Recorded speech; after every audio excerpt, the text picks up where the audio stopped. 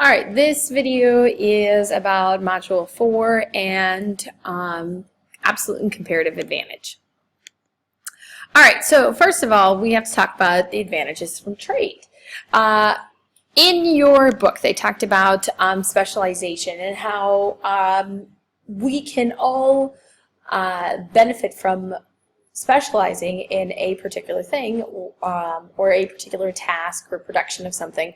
And so it can help you get more of what you want. And so it doesn't matter if you're talking about, for example, some people I know talked about in a group project specializing as far as who's doing what, or if you're talking about whole countries as far as what products they make, you got to stick to something that you're good at, because it's going to not only help you get better at it, but also you're going to be using less resources. This is probably going to be cheaper than if somebody else made it. So specialization can help because it will help get more of everything out there when you specialize. So, in class we did an example for the production possibilities curve where we did a bunch of jumping jacks and math facts, and I made these numbers up, so this is not for anyone in particular. I thought about getting numbers from two particular people, but I didn't want to embarrass anyone. So as a result, I just made these numbers up, and it also makes it a little easier. So this is the information for hypothetical two people as far as how many math facts and how many jumping jacks each person did in 1 minute. Okay, so now what we're going to do is basically we're going to talk about absolute and comparative advantage using this information to determine who should do what. What should person 1 do? What should person 2 do? Okay? Because let's be frank that they can't both do everything because they're not going to be able to get that much. All right, so absolute advantage is the idea that somebody can produce more of something with the same amount of or less resources. So if you look at these numbers, okay, if you look at these numbers, who has the absolute advantage? Obviously person 1, because look at math facts. Math facts just going across, person 1 can produce 20 math facts and person 2 can only produce 12. Obviously person 1 has an absolute advantage that they can produce more math facts than the other person with the same amount of resources. They had the same amount of time, they had the same amount of other resources to be, paper, pencil, whatever, general know-how, that they were able to produce more. Jumping jacks, again, person 1 is able to produce more jumping jacks than person 2. 80 versus 60. Again, makes sense. Now, does this mean that we shouldn't specialize?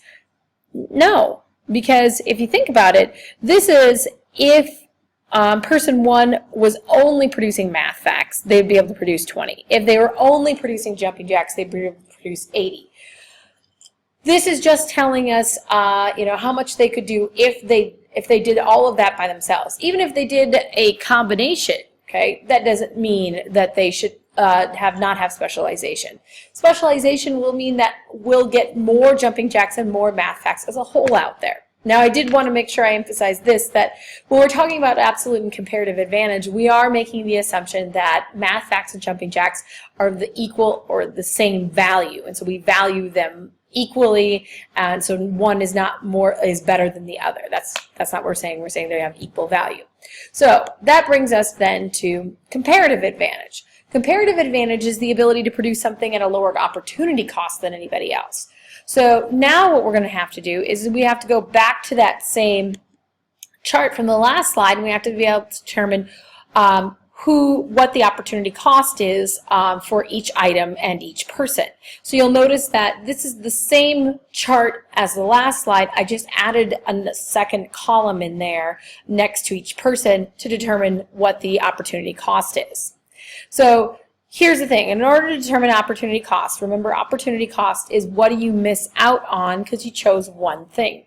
So what's the next best thing that you would have gotten? Okay, so the way you determine opportunity cost is actually a fraction. So let's start with math facts. So math facts, the opportunity cost of making 20 math facts, okay, is that first of all, you have to remember whenever you're determining opportunity cost, you have to remember this phrase, other goes over.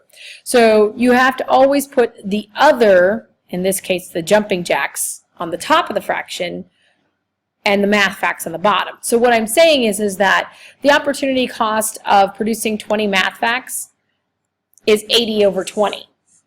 Okay, so I'm saying other, which is the jumping jacks, over the math facts, which is the 20. So 80 over 20, which simplifies down to 4. So we're basically saying to get one math fact, we have to give up 4 jumping jacks. Person 1, also for jumping jacks, has an opportunity cost of producing 1 jumping jack. So again, other goes over. So to produce 80 jumping jacks, it's going to be 20 over 80 math facts, which basically simplifies down to 1/4. Yes, they are reciprocals. So, and yes, that will always happen. So for one person, by the way, that'll happen. All right, so now pause the video, see if you can figure out the opportunity cost for person 2. All right, so hopefully you figured out the opportunity cost for person 2 to produce 12 math facts. Okay, they had to give up 60 over 12 jumping jacks, which simplifies down to 5. So in order to get one math fact, they have to give up 5 jumping jacks. And if you're talking about the opportunity cost of producing 60 jumping jacks, they have to give up 12 over 60 math facts, which equals down to, simplifies down to 1/5. Again, notice these are reciprocals. Okay, so now we can actually determine specialization. So comparative advantage is going to be determining specialization based on whoever has the lowest comparative advantage in that particular item. So if you look at math facts, now you can look at math facts and look at the opportunity cost. Who should actually do the math facts, person 1 or person 2? Person 1, because they have a lower opportunity cost, because obviously 4 is less than 5. Jumping jacks, on the other hand, okay, you should have person 2 doing the jumping jacks because 1/5 is smaller than 1/4. Okay, so they have a lower opportunity cost. In other words, if you want to look at it this way, they suck less at jumping jacks. So person 1 should do math facts, person 2 should do jumping jacks. So you should always take a look at the lowest opportunity cost. Now, if we want to trade, so if we look at it from the standpoint of countries, okay, so if we want to look at it countries, and I know this sounds ridiculous of trading jumping jacks and math facts, but go with it. Okay, so we have person 1 doing, or country 1 doing the math facts, and person 2 or country 2 doing the jumping jacks. If we want to trade, okay, person 1 is going to import the jumping jacks. Person 2 is going to import the math facts. Now the question is, okay, well, how do we determine how many they're going to trade worth? Okay, what's the value? Okay, well, if you think about it, they're going to want to go and have anything that is going to be less than their opportunity cost. So if you look at, for example, person 1, okay, person 1 is going to want to trade for jumping jacks, okay? Their opportunity cost for jumping jacks was 1/4. So they will be willing to trade math facts for jumping jacks as long as it's going to be less than 1/4, okay? And vice versa for person 2. They're only going to be willing to trade for math facts, okay, or if they can get anything less than 5, because they already have an opportunity cost of 5 for their math facts that they were producing by themselves. So they want anything less than 5. So they were willing to give up jumping jacks as long as it's less than 5. So as long as it's less than 5 jumping jacks that they're they're giving up, then they would be willing to trade with person 1 or country 1. So you got to take a look at their terms of trade if you want to look at it that way. Okay, terms of trade. This is going to be determined by this. Terms of trade would be whatever their opportunity cost is for the item they're trading for. So for example, jumping jacks. They're trading for math facts. They have to look at their opportunity cost of math facts. So their opportunity cost of math facts is 5. So they will go and trade for math facts for jumping jacks, provided they don't have to give up, they can give up 5 or less jumping jacks. So hopefully that makes sense. So absolute and comparative advantage are important, but particularly comparative advantage in determining specialization as well as terms of trade.